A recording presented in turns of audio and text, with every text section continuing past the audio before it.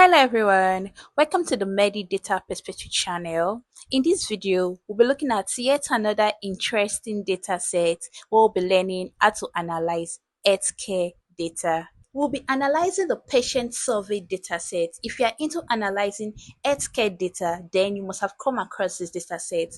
These data sets have been used in creating stunning dashboards just like this and this. But today, we'll be using the Python programming language in analyzing this data. If you would like to learn how to create this stunning dashboard, then click on the link that will be appearing on your screen. There, I'll be teaching you how you can create this dashboard using Tableau. So with that being said, let's dive right into what we have for today. The objectives for this project include importing and inspecting the data, understanding the problem of the data, handling missing data, exploring data characteristics, finding insights from data such as how many patients are visiting the emergency room, their percentages by gender, the average time or the average wait time of patients, and their average satisfaction score. These are just few. We'll be looking at more when we are working on the project. So the first thing we'll be doing is importing the libraries we'll be needing. So that is Pandas, NumPy, Seaborn, and Matplotlib. So by now I know you should already know their aliases. So PD for Pandas, MP for NumPy, SNS for Seaborn, and PLT for matplotlib.pyplot. The next thing I'll be doing now is importing our dataset. This dataset is saved on my computer system under the download section. So as hospital ER. So that's the name of this dataset. So to import this dataset, I just have to pass in the location where this dataset is saved in my computer system and use the pd.read_csv method. With that, I'll be able to read in my dataset. So calling the .head method on the df, which is the name we'll save our dataset as, will be giving us the first 5 rows of this dataset. So if you look at this, we have the date, the patient ID, the patient gender, where M is for male, F for female, and we have NC for non-conforming. Then we have the patient age, patient satisfaction score, how satisfied was the patient with services rendered on that day, patient's first initials, the patient last name, the race of the patient admin flag, was the patient admitted, yes or no. Then we have the patient wait time. How long did this patient wait before he or she was attended to? We also have the department referrer. So was this patient referred after being seen in the emergency room? Was it referred to any other department? So these are all the columns we have in this data set. So the first thing we'll be doing is inspect our data set. So after you've gotten your data set, the first thing you want to do is inspect. You want to know how many rows, how many columns you have in this data set. So using the dot shape attributes, you'll be able to get the number of rows and columns you have in your data set. So we have 9,216 rows and 11 columns. Another way you can inspect your dataset is calling the .info method. The .info method is going to give you information like the number of columns you have your dataset, but this time not just the number of columns, the names of those columns, the number of non-missing values in those columns, the data types, okay, and the number of rows also you have in the dataset. So with this, we can see that our date column here is an object, and date is supposed to be a date data type, right? From here, we've already identified one thing we have to clean in our data sets. So the next thing we'll be doing now is data cleaning. So the first thing we want to do is to convert that date column from object to a date time data type. To do that, you just have to import the date time as dt. Since we are converting to date time, so we're needing the date time library, right? So we'll be importing our date time library as dt, and we'll be using the pd.to_date time to convert the date column to a date data type. So you can see that after I did this, I saved this as our date column, and I use the dot type attribute to confirm, and you can see now that we have this as a date time data type. Now if I go ahead and look at the first 5 rows of my data frame, you would see now we have this as 20th March 20, and it also tells us the time the person was taken to the emergency department in the hospital. So the next thing I want to do is categorize age. So I just want to write a line of code and let's get our unique age values. So I'll say df and I'll call on the age column, which in this I'll just go ahead and copy this patient's age, and if I paste this here, and we want to see the unique age value so that we'll know the range of age values we have here. So we'll call the dot unique method, and if I run this, we'll be getting the unique ages. So you could see, so we have ages as low as 1 to 79. So I want to categorize this age into group so that we'll have from 0 to 18, from 19 to 65, and from 66 to above. So from 0 to 18 will be from infant to teenage, while 19 to 65 will be adult age, while 66 years above will be elderlies. So I just want to group it into these 3 groups of data. So to do this, you will see that this method I'm using a little bit different from other method I've been using when I grouped age in any of our previous video. If you've seen any of my previous video, you see that when I'm grouping age, I usually use the dot describe method to get the minimum, maximum, 25% quantile, the median values, and use those values to group my data. This time around, I'm grouping it based on 3 categories. Okay, I just want to group from 0 to 18 years, from 19 to 65 years, and from 66 years and above. So I won't be using that method, but if you can take note, we would also be using the pd.cut method. All you have to do is to pass in our labels, which we've created here, that's the group ages, and we also be passing in our bins. Our bins this time around is going to be these ranges of values. So from 0 to 18 is going to be this. The next value is going to be from 19 to 65 years, which will take this, and from 66 to infinity is going to take these labels. So you are going to pass in your ranges, and the most important thing is the column which you want to cut. Okay, so after doing that, we're able to create a new column called the age groups. And if I look at this now, you'll see our first row, which is 69 years, has been grouped under 66 years plus, while second row, which is 4 years, has been grouped under 0 to 18 years. So that's how you can go about categorizing age column. So the next thing I did is to look at our date column.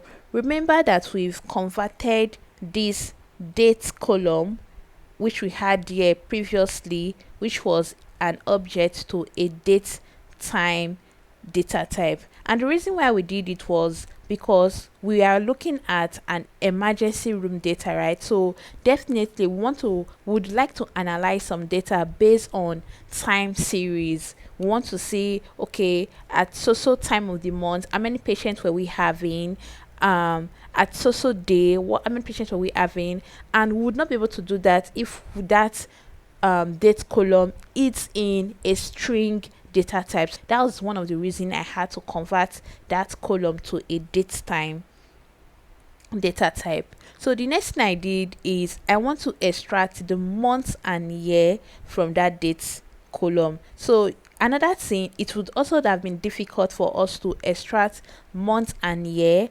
since it was a string data type, right? But since it's a date data type, it's not easy. You can extract month, day, year, quarter from a date time data type. So to do this, I have to just import dates from the date time library, and since we'll be using the date column, I will call on dt.strf time. So this strf time is, you're technically converting a date data type to a string data type. You're formatting it as string, okay? But this time around, we want to take the months. So %b is representing the month, and %year is representing the year. So with this, you're instructing it and telling it that, okay, I want to get just the month and the year from the date column. So you could see at the end of the day, we were able to get our month and year value, March and 20th.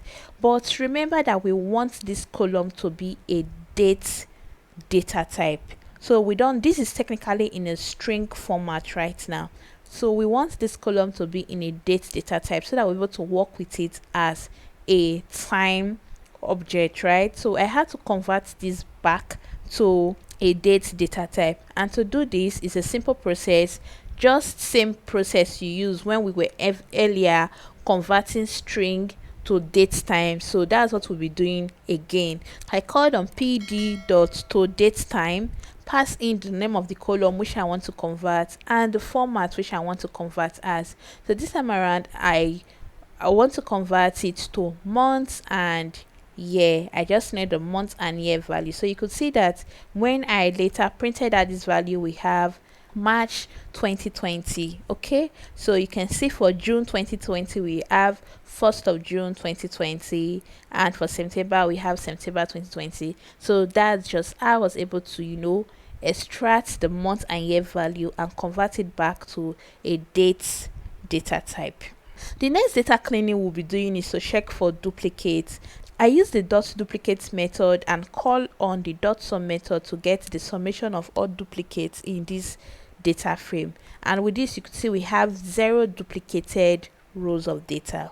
Now, one important point when analyzing a data or when carrying out data analysis on your data frame is to check for inconsistencies. There are situations where you might have a column, for example, a gender column, and you have male, but male can be spelled in different ways, right? You can have some situations where the M in male can be spelled as capital letter M, then ALE, while some rows can be spelled as small letter m, ALE. But all rows containing these different spellings of males are all referring to a single gender, which is male, right? So if you don't make such corrections and try and change probably the spelling to a particular form, which is either you are using capital letter MALE or small letter MALE, you are going to be having inconsistencies in your analysis. So that's why checking for inconsistent value is very important.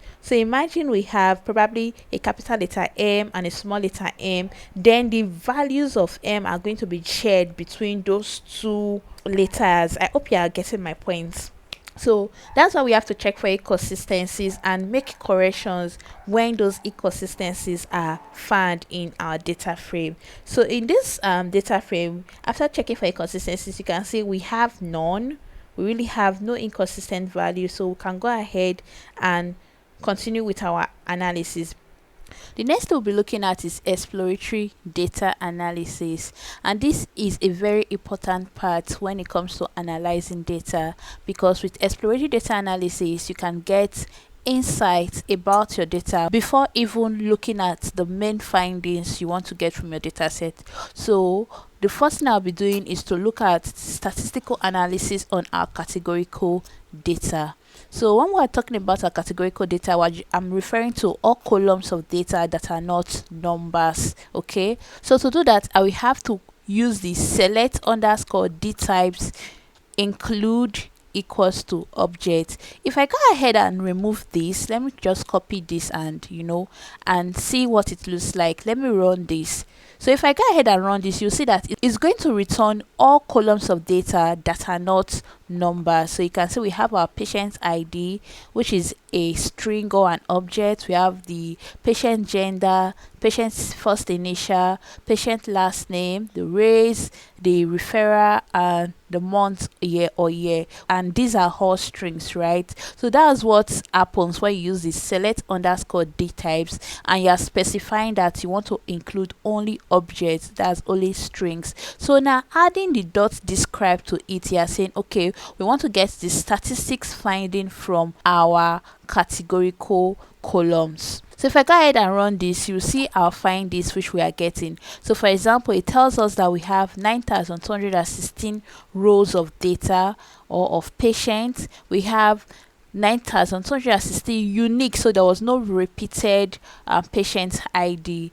And it also tells us that for gender we have 3 different types of gender, and the most frequent is the male gender, which we have 4,705 patient IDs as male. Other important insights we can get from this is, for example, the patient trace. It tells us we have 7 different patient trace. The top or the most occurring patient trace is white, and it occupies 2,571 rows. You can also look at the department referral.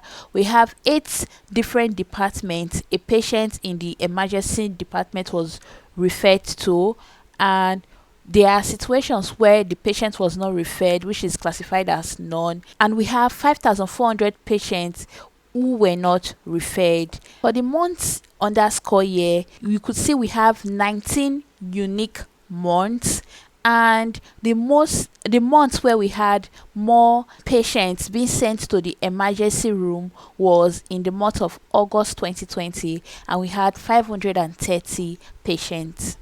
So you can see that with just calling the dot describe method, we've gotten some insight about our data set. The next thing you can do is as well put this in a graphical representation, because at times not everybody are good with table, going through the table and trying to get those insights out. So you can create a graphical representation of your findings. So that was the next thing I did. I created a bar graph that shows us information regarding to the patient gender, the patient race, and the department's referral. So if I go ahead and click on this, you would see here for the patient gender we have male, female, and non-conforming, and we had more male than females.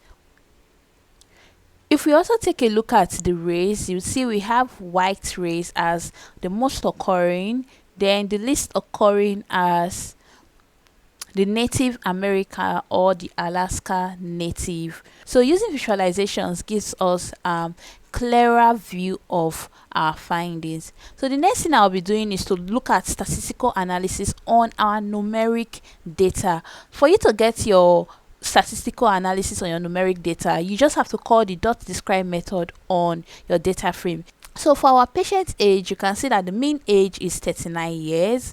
We can also see that for the satisfaction score of a patient, the mean satisfaction score is 4.9, and the average wait time of a patient is 35.2. You can also get other findings like the standard deviation, the minimum value, the maximum value, 25% quantile, the median, and the 75% quantile values for these 3 columns.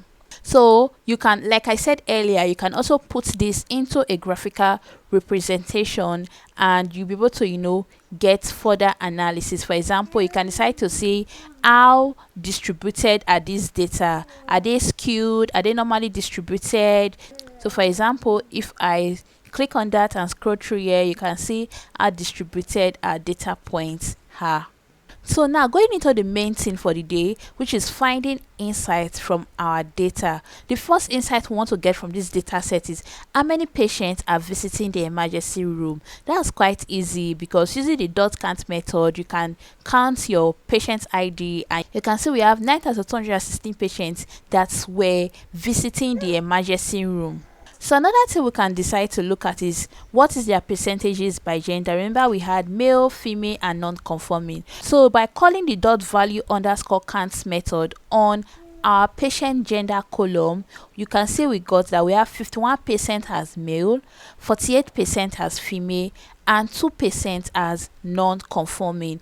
So the next insight is we want to see the number of patients by race. So using the dot values count on our patient race column, we're able to get the count of each patient by race. So you can see we have 2,571 patients as white, 1,951 patients as African American, 1,557 as two or more races, 498 as Native American. So a better way you can do this is to use the normalize argument and set it to true, because this gives us the percentages, and with that we can get a more better information. So imagine you saying we have 2,571, like in relation to what number, how many, what's the total number of patients. But if you use the normalized method, with this we can easily say, okay, we have 27% of our data frame as white, 21% of these patients were African American, 16% had two or more race, while 5% have Native American. So you can see the importance or the use of adding the normalize and setting it to true. You can also go ahead and give a graphical representation of these findings. So by using the Seaborn count plot, I pass in our patient race, which is the column we're looking at, the name of our data frame, and I set the order to this. So this was done so that we'll get our bars arranged from. Okay, so you can see that we have the most occurring race, which is white, as first, African American as the next on the line, two or more races, and we can see our Native American as the least. Now we'll be looking at number of patients by department referral using the dot values count method, also calling it on the department underscore referral column. You can see that 58% of patients who were taken to the emergency room were not referred, while 90% were referred to the general practice department, 2% were referred to physiotherapy, 2% were referred to cardiology, 2% were referred to neurology, 1% to gastroenterology, and less than 1% was referred to renal department. So as usual, you can also put this as a graph for easy understanding of your insights. So the next thing I'll be looking at is number of patients by age visiting the emergency department. So we want to see the age group of people who were being taken to this emergency department. The same process, use the dot value count method on the column which you are trying to get your insight from. I can say we have a lot of patients that were within the age bracket of 19 to 65 years, and the least patients were from 66 years and above. We can also use a table, and you can see we have 59% of patients who were taken to the emergency department or the emergency room were 19 to 65 years, 22% were 0 to 18 years, while 17% were 66 years and above. So now the next thing we want to look at is what are the number of patients that are visiting the emergency department monthly. So now you can see the reason why we had to extract the month values from our date column. So with this analysis, we can be able to say, okay, during the month of February, we had more patients. What could have been the cause? Or during the month of November, we had a decline in patient turnover. So we want to see the monthly analysis. To be able to do that, I had to group by our month year column. Remember that this column is the column that represents the month values in date time data type.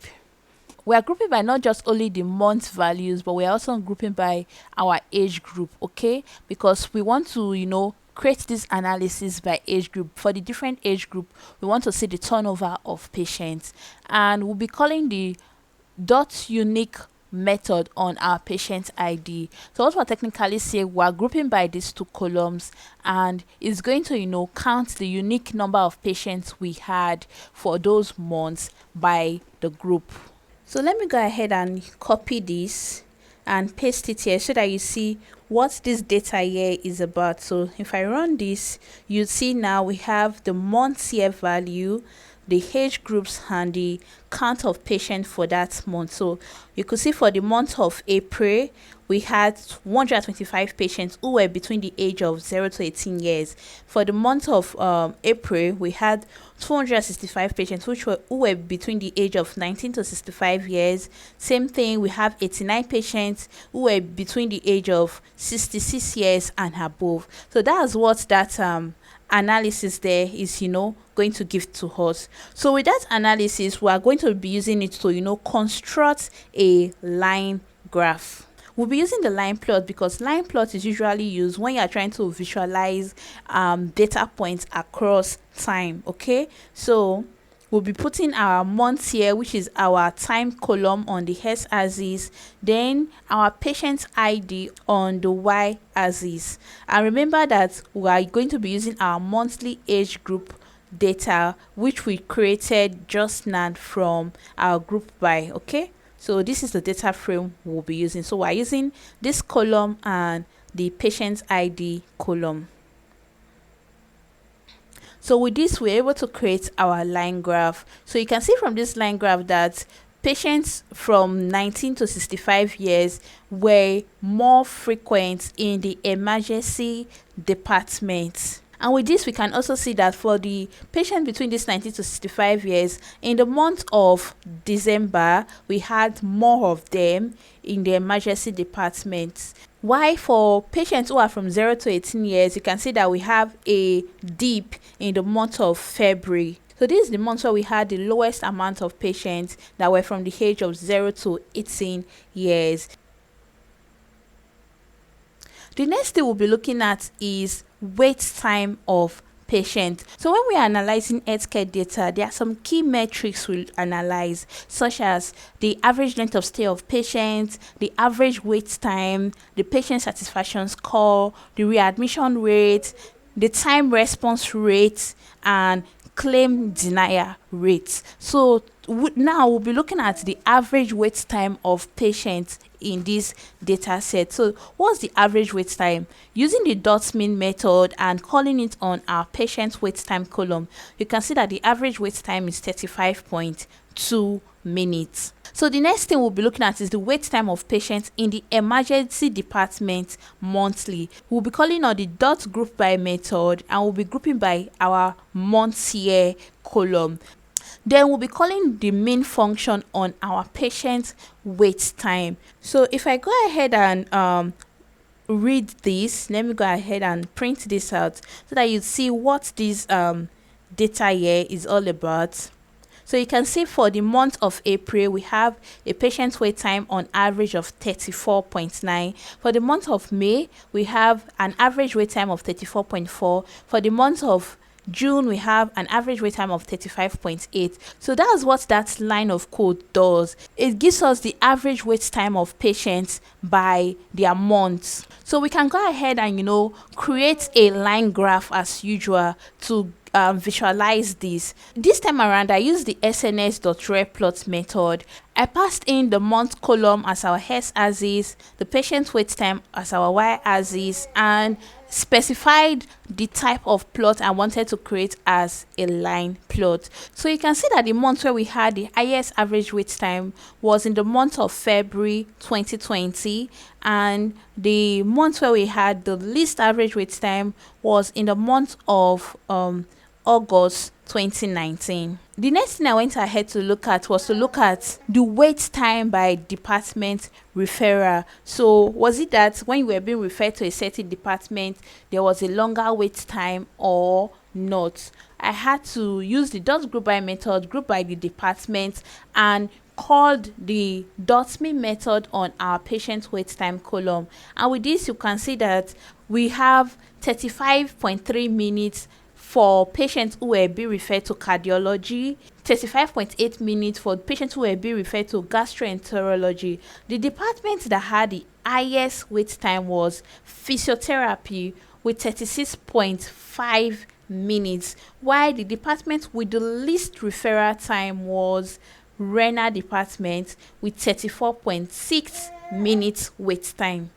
I also went ahead to create a bar plot to, visualize this. And you can see with our bar plot, physiotherapy and neurology are the highest wait time, while renal department are the least wait time. The next insight we want to get from this dataset is patient wait time and the admission status. From the emergency room, there are situations where you will be admitted, and there are situations where after being attended to, you will be discharged, right? So we want to see what was the wait time for patients who were admitted and patients who were discharged. So for patients who were admitted, which is true, they had a wait time of 34.9 minutes, while patients who were discharged had a wait time of 35.5 minutes. So if you are new to Python or carrying out analysis on Python and you don't know how this dot group by method is being used, so I just created a video where I talked about dot group by method and aggregate function. So you can click on the link which will be showing right now and you can watch. The next insight we want to get from this data set is what is the average patient satisfaction score. So we are done with the patient's demography, where we're looking at the number of patients that were coming from each department, the patient based on male, female, and non-conforming and all that. The next thing we did was to look at the wait time that was being spent by patient before being attended to. Now the next thing we want to look at is patient satisfaction score. And remember I told you that when you are analyzing healthcare methods, some key metrics you look at are patient satisfaction, average wait time, readmission rate, time response rate, and claim denial rate. So we're looking at two key metrics in this project, which is wait time and patient satisfaction score. So we want to see what was the average patient satisfaction score of patients in this data frame, and calling the dot mean method on the patient sat underscore score column, we could get a patient satisfaction score of 4.9, and this 4.9 is over 10 because the range was from 0 to 10. Okay, so we got an average patient satisfaction score of 4.9, which is about 5, right? The next we'll be looking at is the satisfaction score by age group. To get the satisfaction score by age group, I call the dot group by method on the age group column, and I call the dot main function on our patient underscore sat underscore score column. So with this, we're able to get the average satisfaction score for each age groups or by each age group. So for age group 0 to 18 years, the average satisfaction score of patients were 4.9. While for age group 19 to 65 years, they gave an average satisfaction score of 5.0. Then the least average satisfaction score came from patients who were from 66 years and above, which is 4.7. So the next thing we'll be looking at is the monthly satisfaction score of patients that were taken to the emergency department. So we want to see which months were patients more satisfied and which months were patients dissatisfied. So we could do that by calling the dot group by method on our months here column and calling the dot mean method on the patient satisfaction score column.